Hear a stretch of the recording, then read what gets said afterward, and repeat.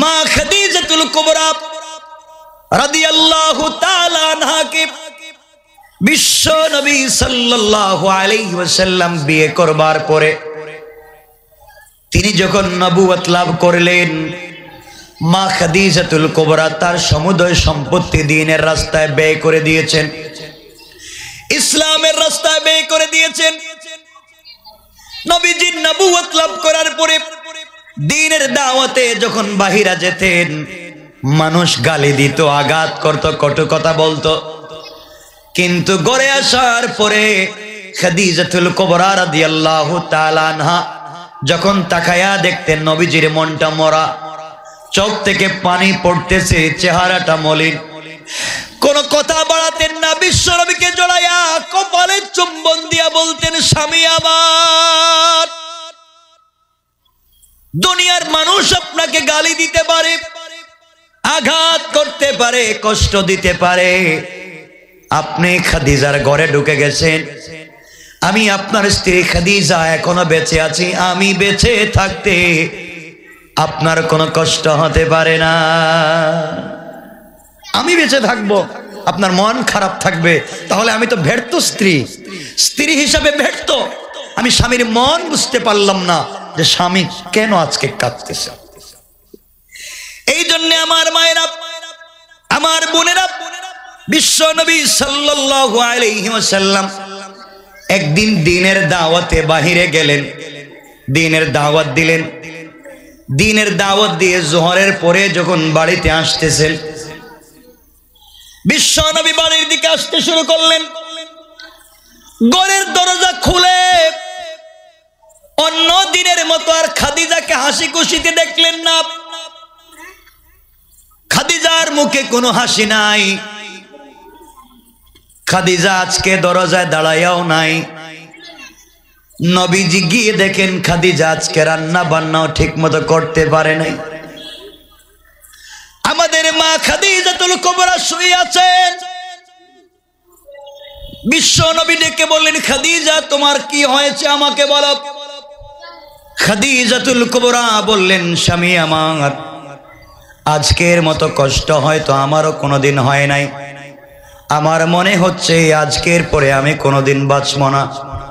আমার বুকের ব্যথা বেড়ে গিয়েছে, দর্দে সিনা, বুকের ব্যথা বেড়ে গিয়েছে, আমার প্রচন্ড জ্বর উঠেছে, মনে হয় পৃথিবীতে বাঁচব না, আমি মরে যাব।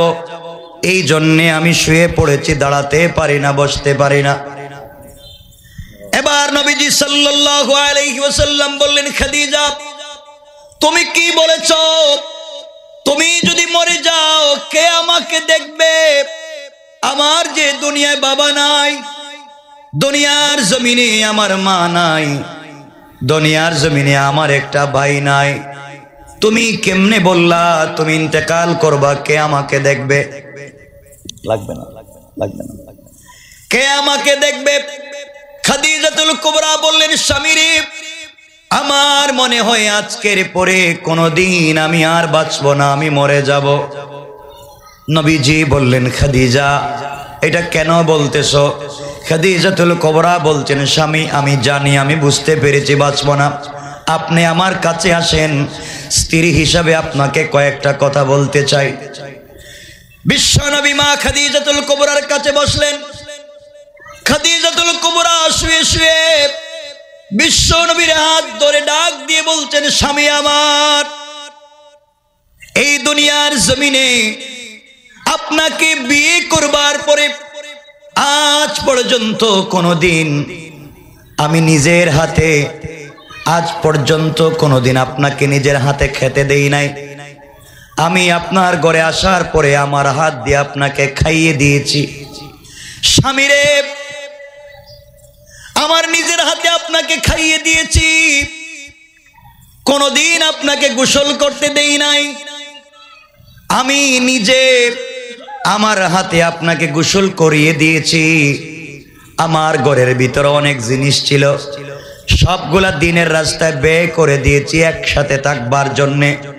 স্বামী, আমার ঘরে আছে একটা মাত্র বালিশ, একটা গ্লাস, একটা মাত্র প্লেট। এর কারণ হলো আমরা যা করি একসাথে থাকতে চাই, আমার মনে হয় আজকের পরে আমি আর বাঁচব না, মরে যাব। বিশ্ব নবী বললেন, খাদিজা কি বলতে চাও বলো। খাদিজাতুল কুবরা বললেন, স্বামীরে, জিন্দেগিতে কোনোদিন আপনাকে কষ্ট দেই নাই, সারা রাত্র দরজায় দাঁড়ায় অপেক্ষা করি। আজ আমি মরে যাব, আপনাকে কয়েকটা ওসিয়ত করতে চাই। আল্লাহর পয়গম্বর বললেন, স্ত্রী তুমি কি বলতে চাও বলো। খাদিজাতুল কুবরা ডাক দিয়া বলতেন, স্বামী আমার, আমি যদি মরে যাই, আমি মরে গেলে আমার গোসল দুনিয়ার কোন নারীকে দিয়ে আপনি দিয়েন না। আমি আপনার স্ত্রী, আপনি আমার স্বামী, স্ত্রী হিসাবে আপনি স্বামীর কাছে আবদার করলাম, ও স্বামী, আমি মরে গেলে দুনিয়ার কোন মানুষ দিয়ে আমাকে গোসল করাইয়েন না। দুনিয়ার জমিনে সারা জিন্দেগি আমি আপনাকে গোসল করিয়েছি, আমার জিন্দেগির শেষ গোসলটা আপনি দিবেন। নবীজি বললেন, খাদিজা, আমি গোসল করালে লাভ কি, তোমার উপকার কি? খাদিজাতুল কুবরা বলছেন, স্বামীরে, আমার জিন্দেগির শেষ গোসল আপনি স্বামী হিসাবে যদি আমাকে দেন, কবরের ভিতরে যাওয়ার পরে ফেরেশতারা যদি আমি প্রশ্নের উত্তর দিতে না পারি, ফেরেশতারা আমাকে আঘাত করতে আসে, ফেরেশতারা আমাকে মারতে আসে, আমি বলবো, ফেরেশতারা সাবধান, এই পৃথিবীর শ্রেষ্ঠ স্বামী, এই পৃথিবীর শ্রেষ্ঠ মহাপুরুষ, এই পৃথিবীর শ্রেষ্ঠ নবী আমাকে নিজের হাতে গোসল করিয়ে দিয়েছেন, যার পবিত্র হাত মোবারক আমার বডিতে লেগেছে। ওগো আল্লাহর পয়গম্বর, আমি জানি এই কথা বলবার পরে যেই জায়গায় আপনার হাত লেগেছে, ফেরেশতারা আর কোনোদিন আমাকে আযাব দিবে না। কোন সুবহানাল্লাহ। বিশ্ব নবী বললেন, খাদিজা, আমি মেনে নিলাম, সারা জিন্দেগি তুমি আমাকে গোসল করিয়েছো, জিন্দেগির শেষ গোসলটা আমি তোমাকে দেব।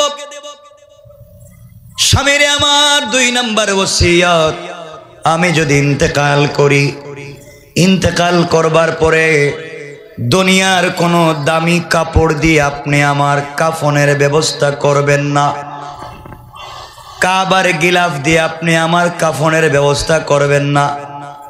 স্বামীরে, দুনিয়ার কোনো দামি কাপড় দিয়ে আমার কাফন দিবেন না। ও স্বামী, আমি যদি মরে যাই, আমি মরে গেলে আমার কাফনের জন্য কাবার গিলাফ লাগবে না, আপনার পরনের একটা জুব্বা, আপনার পরনের একটা কাপড়, আপনার পরনের একটা পাঞ্জাবি, ও স্বামী, আমার কাফনের কাপড় হিসাবে দিয়ে দিয়েন। আল্লাহর পয়গম্বর, ও স্বামী আমার, আপনি যদি আপনার একটা জুব্বা আমার কাফনের জন্য দিয়ে দেন, আপনার কাপড়ে তো আপনার শরীরের ঘাম মোবারক লেগে থাকবে, আপনার ঘাম তো জান্নাতুল ফিরদাউসের মিশকে আম্বরের চাইতেও দামি। স্বামীরে, আপনি যদি আপনার একটা পাঞ্জাবি আমাকে কাফন হিসাবে দিয়ে দেন, কবরের ভিতরে ফেরেশতারা যদি আমাকে আঘাত করতে আসে, আমি বলবো, সাবধান, সাবধান, আঘাত করা যাবে না, আমার বডিতে আমার স্বামীর কাপড় আছে। আল্লাহর পয়গম্বর, আমার বিশ্বাস, এই কথা বলবার পরে ফেরেশতারা আমাকে আঘাত করবে না। কোন সুবহানাল্লাহ। নবীজি বললেন, তোমার 2 নম্বর ওসিয়ত মেনে নিলাম। 3 নম্বর ওসিয়ত, স্বামী, আমি যদি মরে যাই, আমি মরে যাওয়ার পরে আমার জানাজার ইমামতি দুনিয়ার কোনো পুরুষকে দিয়ে দিয়েন না, আবু বকর ওমরকে দিয়ে আমার জানাজার ইমামতি করায়েন না।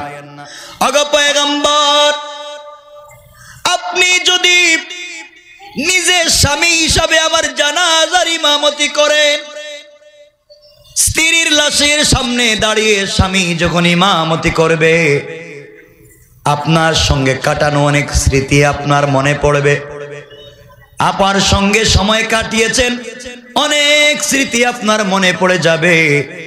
আর আপনার চোখ থেকে যদি 1 ফোঁটা পানি পড়ে যায়, আমার কত বড় সৌভাগ্য, স্ত্রীর জন্য স্বামী কান্না করে। পয়গম্বরে আরবি আমি শুনেছি আপনার মুখে, কোন স্ত্রীর উপরে স্বামী যদি খুশি হইয়া চোখের এক ফোঁটা পানি ছেড়ে দেয়, তার জন্য জাহান্নাম হারাম হয়ে যায়, জান্নাত ওয়াজিব হয়ে যায়। আপনি যদি এক ফোঁটা চোখের পানি আমার জন্য ছেড়ে দেন, আমার বিশ্বাস আল্লাহ আমার জন্য জাহান্নাম হারাম করে জান্নাত ওয়াজিব করে দিতে 1 মিনিটও দেরি হবে না। কোন সুবহানাল্লাহ। বিশ্বনবী বললেন 3 নাম্বার ওসিয়ত মেনে নিলাম। এবার 4 নাম্বার ওসিয়ত বলো। খাদিজাতুল কুবরা বলছেন, স্বামী আমার 4 নাম্বার ওসিয়ত, এরপরে আপনাকে কোনো কথা বলবো না। জিন্দেগিতে অনেক দিন কাটালাম, এই কথা কোনোদিন বলি নাই। স্বামী রে, আমার 4 নাম্বার ওসিয়ত, আমি কবরে গেলে একা একা কেমনে থাকবো জানি না। দুনিয়ার জমিনে আপনি স্বামী আমার পাশে ছিলেন, আমার কোনো ভয় ছিল না, বিশ্ব নবী আমার পাশে। কিন্তু আমি মরে যদি কবরে যাই, কবরে কে আমার পাশে থাকবে? পয়গম্বর আরবি আপনি আপনার মেয়ে ফাতেমাকে বলেছেন, ইয়া ফাতেমা আনকিজি নাফসাকি মিনান নার। ফাতেমা, তুমি নিজেকে জাহান্নামের আগুন থেকে বাঁচাও। ওগো আল্লাহর পয়গম্বর, প্রিয়তম স্বামী আমার, আমি জানি না কবরের প্রশ্নের জবাব আমি দিতে পারবো কিনা। আপনার কাছে আমার জিন্দেগির শেষ চাওয়া, আমি যদি মরে যাই, কবরের প্রশ্নের জবাব যদি আমি দিতে না পারি, আপনি কি আমি খাদিজার প্রশ্নের জবাবগুলা দিবেন? বিশ্বনবী বাচ্চাদের মতো হাউমাউ করে কান্না করে ডাক দিয়ে বললেন, খাদিজা, ইসলামের জন্য তোমার যে অবদান আছে, দিন প্রচারের জন্য তুমি আমাকে যে সাপোর্ট দিয়েছো, যেই শক্তি দিয়েছো, জীবন যৌবন বিসর্জন করে টাকা পয়সা দিয়ে দিন জিন্দা করলে, আজ তুমি মরে যাবে, কবরের ভিতরে তোমার প্রশ্নের জবাব দিতে না পারলে আমাকে জিম্মাদারি দিয়েছো। তুমি যদি আমার কাছে আজকে আমার কলিজা চাইতে, স্ত্রী রে, তোমাকে আমি এত ভালোবাসি, আমি বিশ্বনবী তোমার জন্য আমার কলিজা দিতেও দেরি করতাম না। তুমি আমাকে বলেছো কবরের প্রশ্নের জবাব দিতে, আমি কথা দিলাম, আমি ওয়াদা দিলাম, তুমি ইন্তেকাল করলে কবরের প্রশ্নের জবাব যদি দিতে না পারো, আমি তোমার কবরের উপরে বসে থাকবো যতক্ষণ পর্যন্ত তুমি স্ত্রী আর আমি স্বামী তোমার কবরের জবাব না দিব। আমি স্বামী হিসেবে তোমার কবরের উপর থেকে আসবো না। কোন সুবহানাল্লাহ। কেমন স্বামী, কেমন স্ত্রী, কেমন ভালোবাসা।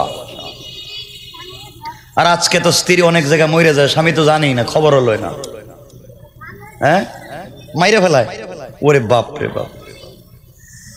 আমার মুসলমান বন্ধুগণ, লম্বা কথা সংক্ষেপ করে দিলাম। মা খাদিজাতুল কুবরা ইন্তেকাল করলেন, বিশ্বনবী নিজের হাতে গোসল করালেন আর কাঁদলেন, আল্লাহ তাআলা খাদিজা সারা জিন্দেগি আমাকে গোসল করালো, এই মহিলা বৃদ্ধা বয়সে আমাকে তো ভালোবাসলো, আমি ভালোবাসা দিতে পারলাম না। আল্লাহ, আমি খাদিজার উপরে সন্তুষ্ট, তুমি সন্তুষ্ট হয়ে যাও। গোসল করালেন, নিজের কাপড় দিয়ে শরীরটা মুছে দিলেন, এরপরে নিজের পাঞ্জাবি খুলে জামা পরাইয়া দিলেন, কাফন পরাইয়া দিলেন, আর আল্লাহকে বললেন, আল্লাহ তাআলা খাদিজা গোটা জিন্দেগি আমাকে আগলে রেখেছে, আমাকে সাপোর্ট দিয়েছে, আজকে খাদিজা কবরে, আমার একটা পাঞ্জাবি দিয়ে কাফন দিয়ে দিলাম, আল্লাহ তাআলা আমার খাদিজার কবরটাকে তুমি জান্নাতুল ফিরদাউস বানাইয়া দিও। কোন সুবহানাল্লাহ। আল্লাহর পয়গম্বর জানাজার ইমামতি করলেন, কবরে নিজের কোলে উঠে রাখলেন। এই স্ত্রী কত বড় সৌভাগ্যবান স্ত্রী, যে স্ত্রীকে স্বামী নিজের কোলে উঠাইয়া কবরে রাখে, নিজের হাত দিয়া কবরে রাখলেন, রাখার পরে কবরে শোয়া দিয়া খাদিজাতুল কুবরার কপালে জিন্দেগির শেষবারের মতো একটা চুম্বন করে, কবরের উপরে মাটি চাপা দিয়া বসে বসে একা একা কান্না করে বলেন, আল্লাহ এই দুনিয়ায় আমার মা নাই, এই দুনিয়ায় আমার বাবা নাই, এই দুনিয়ায় আমার একটা ছেলে সন্তান নাই, এই দুনিয়ায় আমার একটা ভাই নাই, আমার চাচাও নাই। স্ত্রী খাদিজা ছিল, তাও ইন্তেকাল করেছে। আল্লাহ তাআলা, আমি কবরের উপরে বসে গেলাম, তার কবরের প্রশ্নের জবাব না দিয়ে আমি যাব না। আল্লাহর পয়গম্বর বসে আছেন, সাহাবায়ে কেরাম কান্না করে বলছেন, ইয়া রাসূলুল্লাহ, আপনি কবরে বসে বসে কাঁদবেন কেন? বাড়িতে চলে আসেন। নবীজি বলছেন, তোমরা জানো না রে, আমি আমার স্ত্রীর সঙ্গে কথা দিয়েছি, তার কবরের প্রশ্নের জবাব দিব। আল্লাহ জিবরিল আমিনকে পাঠিয়ে দিলেন, যা জিবরাইল, বিশ্ব নবীর চোখের পানি যেন মাটিতে না পড়ে, এর আগে আমার বন্ধুকে জানাইয়া দাও, খাদিজার কবরে বসে বসে কান্না করা লাগবে না, এখানে বসে বসে কষ্ট করা লাগবে না, উনি যেন বাড়িতে চলে যায়। খাদিজা দ্বীনের জন্য, ইসলামের জন্য, স্বামীর খিদমতের জন্য যা কষ্ট করেছে, আমার বিশ্ব নবী যেন বাড়িতে চলে যায়। কবরের প্রশ্নের জবাব যদি খাদিজা দিতে না পারে, বিশ্ব নবী কষ্ট করে জবাব দেওয়া লাগবে না। খাদিজার প্রশ্নের, কবরের প্রশ্নের জিম্মাদার আরশে আজিমের মালিক স্বয়ং আমি আল্লাহ। খাদিজা যদি প্রশ্নের জবাব দিতে না পারে, বিশ্ব নবী দেয়া লাগবে না, আমি আল্লাহ খাদিজার প্রশ্নের জবাব দিব। আমার মায়েরা, আমার বোনেরা বুঝাতে চায় তাদের মধ্যে কেমন সম্পর্ক ছিল, কেমন ভালোবাসা ছিল। সুতরাং পরিবারকে যদি সুন্দর করতে হয়, পরিবারের মধ্যে স্বামী স্ত্রীর মহব্বত লাগবে, ভালোবাসা লাগবে। কিন্তু আমরা আমাদের বোনদেরকে দেখি, তারা নতুন জামা কাপড় যেদিন পরেন, নতুন অর্নামেন্টস, জুয়েলারি পরেন, পারফিউম ব্যবহার করেন, সব কিছু করে বাহিরে যায়, আর স্বামীর সামনে যেই কাপড় পরে রাত্রবেলা ঘুমাতে যায়, এটা হচ্ছে ঘরে যে কাপড় পরে রান্না করছে। ঠিক বললাম না? এই গন্ধ, দুর্গন্ধ করা, ঘামের গন্ধ করতেছে, এই কাপড়টা পরে স্বামীর সামনে যান। আর যত ধরনের অর্নামেন্টস আছে, জুয়েলারি আছে, বিউটি আছে, সব দিয়ে ওনারা বাহিরে যায়। এই জন্য মায়েদেরকে বলবো, বোনদেরকে বলবো, আল্লাহকে ওয়াস্তে যা করবেন স্বামীর জন্য করবেন। এ কথাগুলো আর লম্বা করা যাবে না। এতিম লালন পালন করার সব থেকে বড় মর্যাদা হচ্ছে, রাসূল পাক বলছেন, যারা এতিমকে লালন পালন করবে, রাসূল পাক এই দুইটা আঙ্গুল দেখায় বলছেন, এই দুই আঙ্গুল যত কাছাকাছি, এতিম লালন পালন যারা করবে, তারা আর আমি রাসূল জান্নাতে তত কাছাকাছি। সুবহানাল্লাহ। কিন্তু যেই সন্তানকে আপনি লালন পালন করবেন, এই সন্তানকে নিজের সন্তান বলে লালন পালন করতে পারবেন না।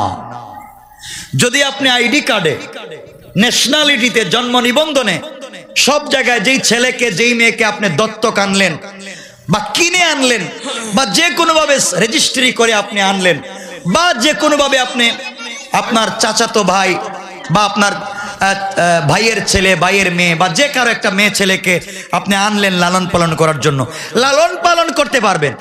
কিন্তু তাকে অবশ্যই তার অরিজিনাল বাপ মার নাম আইডি কার্ডে দিতে হবে, এবং তার কাছে তার অরিজিনাল বাপ মার নাম পৌঁছায় দিতে হবে।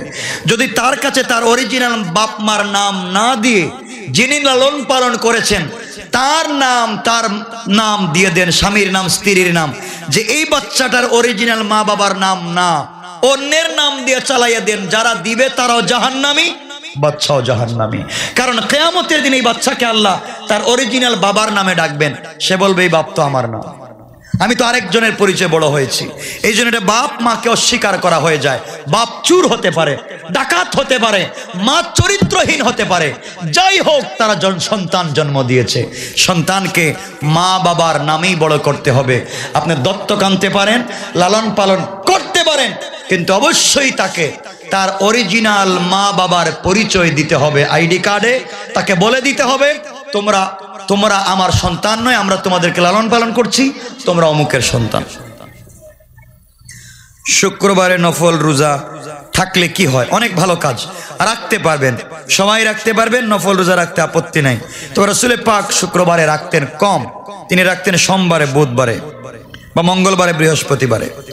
কেউ সুদ খায় ও ঘুষ খায়, তাদের সাথে কথা বলা বা কিছু খাওয়া যাবে এবং তাদের বাড়িতে কাজ করলে তাদের কাছ থেকে টাকা নেওয়া যাবে কিনা। যারা সুদ খায় সুদ দেয় এরা হচ্ছে পৃথিবীর সবথেকে নিকৃষ্ট পাবলিক। যারা সুদ খায় সুদ দেয় এদের মতো নিকৃষ্ট জাতি আর নাই। আল্লাহ বলেছেন যারা সুদ খায় সুদ দেয় এদের বিরুদ্ধে যুদ্ধ ঘোষণা। সুতরাং এদের বাড়িতে খাওয়া, এদের সাথে চলাফেরা করা অনুত্তম কাজ, অনুচিত কাজ, অন্যায় কাজ। তাদের বাড়িতে কাজ করার চাইতে অন্য কোথাও যদি কাজ করার সুযোগ থাকে আপনি অন্য কোথাও কাজ করবেন। যতক্ষণ পর্যন্ত রুটি রুজির জন্য ভালো কোনো সুযোগ না পাবেন ততক্ষণ পর্যন্ত তাদের বাড়িতে কাজ করা যায়। এরপরে মোটামুটি একটা অবস্থান হলে তাদের কাছ থেকে চলে যেতে হবে, আল্লাহর কাছে মাফ চাইতে হবে। ইসলামী ব্যাংকে টাকা রাখলে যে টাকা লাভ আসে তা কি সুদ? আসলে আমি কি বলবো, এখানে ইসলামী ব্যাংক হোক আর যেই ব্যাংক হোক, সবগুলা ব্যাংক তো বাংলাদেশ ব্যাংকের অধীনে চলে। বাংলাদেশ ব্যাংক বিশ্ব ব্যাংকের অধীনে চলে। ইসলামী ব্যাংক তার নিজস্ব কোনো নীতিতে চলতে পারবে না, কারণ বাংলাদেশ ব্যাংকের থিওরি ছাড়া ইসলামী ব্যাংক চলতে পারবে না। আর বাংলাদেশ ব্যাংক বিশ্ব ব্যাংকের মূল নীতি ছাড়া, নিয়ম নীতি ছাড়া চলতে পারবে না। এই জন্য সকল ব্যাংকের নীতিমালা এক। হ্যাঁ, বিষয় হচ্ছে এটা যে অন্যান্য ব্যাংকের চাইতে ইসলামী ব্যাংক একটু আলাদা। কিন্তু আমি মনে করব ব্যাংকে টাকা রেখে লাভ খাওয়ার চাইতে আপনি টাকা দিয়ে বিজনেস করে খাবেন। আল্লাহ বলছেন রিজালুল্লাহ তুলহিহিম তিজারাতুন ওয়ালা বাইউন আন যিকরিল্লাহ, যারা হালাল পথে বিজনেস করে খায় তারা কিয়ামতের দিন নবী রাসূলদের আগে বিনা হিসাবে জান্নাতে যাবে।